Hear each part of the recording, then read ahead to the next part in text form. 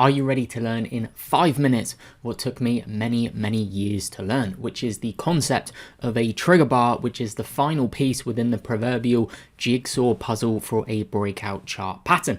Before I teach you about it, MarketSmith are today's video sponsor. If you're interested in a discounted MarketSmith chart, then there is a link in the comments section below. So here we are on my website. We've got the chart model database loaded up. If you want to test this out for yourself for free for 7 days, you can do that. There is also a link in the comment section below. So let's get into what on earth is a trigger bar. Well, let me show you some examples and you will see why I think a trigger bar is so important. So we're just going to look at flags. We're going to look at the creme de la creme, the 5-star ones, and let's look at them on the daily chart. Then I'm going to go down to a lower time frame a little bit later on in this video. So hit search here. Now select chart and you can see we've got it set via the your site settings to 1 chart per row. I would suggest doing that when you're in the chart model database because then you have it on a nice big screen like this. So what on earth is a trigger bar? Well, for me, a trigger bar, and it links back to Jesse Livermore's point, the line of least resistance and understanding optimal breakout patterns, which, as Jesse Livermore said, he was convinced patterns repeat because human nature does not change. So what I find, and this is somewhat of my own discovery as well, just analyzing just tens of thousands of these, is you will see time and time again that before the stock breaks out of a base, whether it's a flag, whether it's a cup and handle, whether it's a volatility contraction pattern, whether it's a Darvis box, you will notice something that continues to repeat. So as much as these patterns repeat, those chart patterns I just listed off, this trigger bar concept continues to repeat as well. So we've got a PPS here. What do you notice about the final candlestick before the breakout? And if you look over here as well, you have a bit of a base building. It's actually kind of a head and shoulders bottoming type pattern, really. Left shoulder head, right shoulder here, but it's certainly tightening in. It's more of a pocket pivot. What do you notice? Here's the breakout bar. What do you notice about the bar beforehand? Interesting, right? So there's these repeatable characteristics that keep showing up within these bases. So for me, the trigger bar is invariably a very tight range candlestick. It can be one of the tightest candlesticks in the base, and it oftentimes occurs on the lowest volume bar in the base, or very close to being the lowest volume bar in the base, and certainly below the 30 bar average, which is this black line that you see running through here. So what on earth does it actually mean from a supply and demand perspective? And I just go down again. You can see here there's an inside bar. This was fasting. I'm sure many of you know this one from 2020, after the COVID crash. It was one of the leaders. So you see how it's this inside bar. Actually, Oliver Kell wick play. See how it's actually trading within the wick of the prior day. Look how the volume dries up. It's pretty much the lowest volume bar within the base. It builds this VCP flag type pattern here. I think it's a high type flag. What's it gone from $18? Yeah, to nearly $50. So high type flag. And you see what I mean? The extreme tightness coming through here. Obviously, you need to understand what is an optimal chart pattern. Flags, VCPs, cup and handles, Darvis boxes.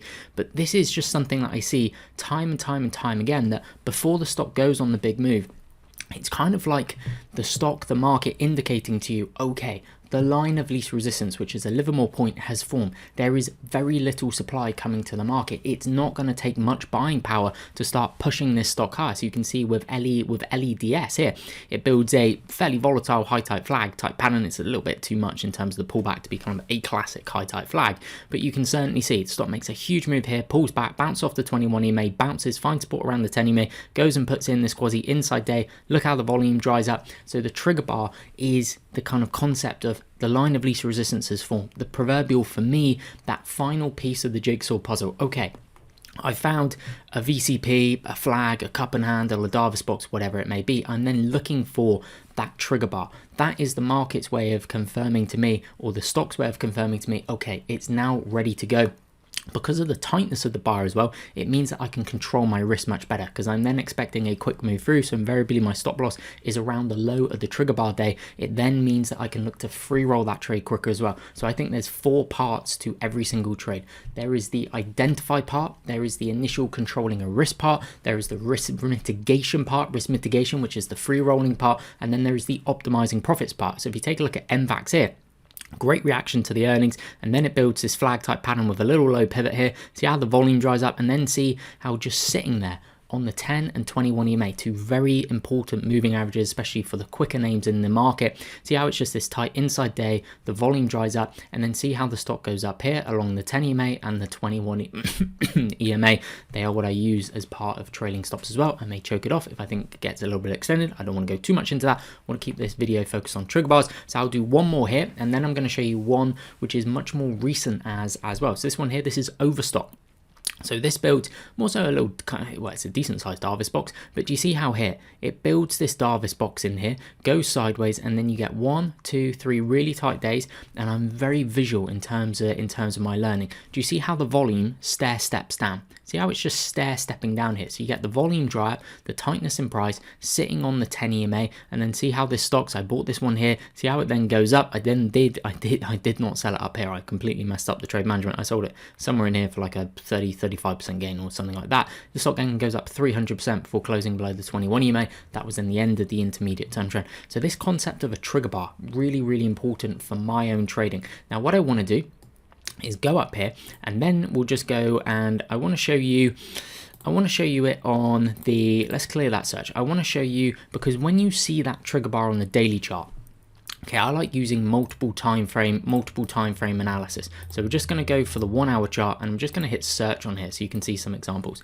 What you will commonly see is when you identify that trigger bar on the daily chart, I then drill it down onto the 1 hour chart. Now you will commonly see an optimal chart pattern forming on the 1 hour chart.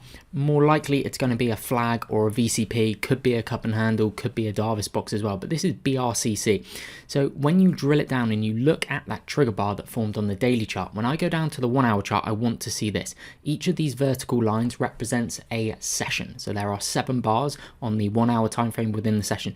Do you see the extreme tightness coming through here? Price hardly moves anywhere. It's just in a really tight range. This is fantastic. Why? It links back to that Livermore point, or my interpretation of the Livermore point. I never met him. He had a huge impact on my trading, my kind of philosophy, how I think about things. This is the market confirming the line of least resistance. If price can break this level, the line of least resistance is to the upside. So these are the repeatable characteristics that I am looking for. I am looking for this. I am looking for the extreme tightness to be coming through. So let me give you a case in point, one that is more recent, and we're going to search for Cabba. Okay, this stock went on a huge move this year. Somehow I missed it. I don't know how I missed it, but it went up before it closed below the 21 EMA, over 400%. So I'm going to show you the daily chart, and then I'm also going to show you the 1 hour chart. So there was also some insider buying going in here. I think it was CEO, CFO, a couple of directors as well. So the stock powers up, pulls back down in a very orderly manner. You actually get a trigger bar forming here, bounces, pulls back in, so you get this cup and handle with a lower handle and a little kind of low pivot, pocket pivot kind of bar in here. But see how the trigger bar concept, okay? See how it's extremely tight. It's an inside bar sitting on the 10 EMA. There is no volume to speak of. There is volume obviously, but it's very low relative volume. That there is quintessential trigger bar type action, and then you can see the breakout comes there afterwards. So for me, it's that final piece of the jigsaw puzzle. This is what I'm looking for. Now when I show you this setup here, let's go down to the 1 hour chart. Okay, it looks like this. You can more so see the 1 hour, on the 1 hour chart, you can more so now see the cup and handle, right? Here's the cup, here's the handle. Look at the huge volume coming in, fantastic to see.